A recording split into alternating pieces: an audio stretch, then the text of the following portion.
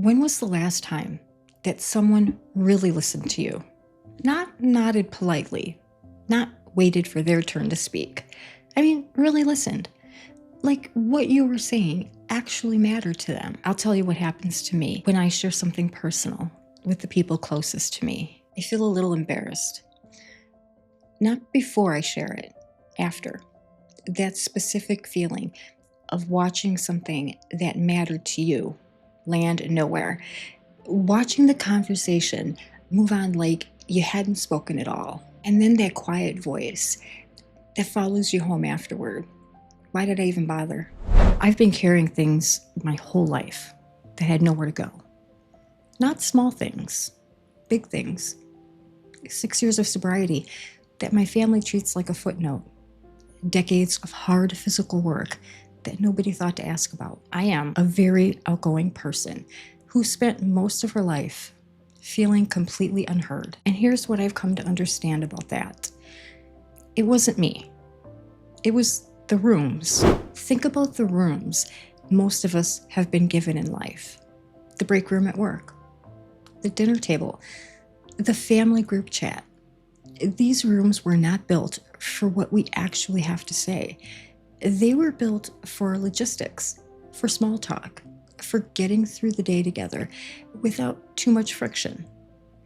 And so we learned slowly, quietly, without even noticing, to make ourselves smaller than what we were carrying, to edit before we speak, to gauge the room before we share, to protect ourselves from that feeling of landing nowhere by never fully taking off. There's a younger coworker I talk to sometimes, and we have these conversations about what I'm building, my YouTube channel, the digital products that I've been creating, things I'm learning about AI and technology. They ask questions, real ones. They push back sometimes. They tell me when something I made is good and why. And I walk away from those conversations feeling something I am almost embarrassed to admit. Smart. For the first time in my life. Not occasionally smart, not smart for my age, not surprisingly smart for someone who works in a bakery, just smart. I am 55 years old, and a conversation with a younger coworker is one of the first times in my life I have felt that way. I want you to really sit with that. Not because my story is unusual, because I think it might be yours too. Here's what nobody tells you about growing up, especially if you're a woman, especially if you do hard physical work, especially if you came from a family that doesn't sit around a table discussing ideas. The world will give you plenty of experiences. It'll give you decades of hard lessons and quiet wisdom and observations earned the difficult way. What it will not automatically give you is a room for any of it. And if you spend long enough without a room, you start to wonder if the things you're carrying are worth carrying at all. They are. Let me tell you what I know now that I didn't know a year ago. The embarrassment you feel when something you share lands nowhere, that's not evidence that what you said didn't matter. That's evidence that you were just in the wrong room. 8 months ago, I stopped waiting for someone to build me a room. I built one myself with a camera, a microphone, a phone that cost me nothing extra.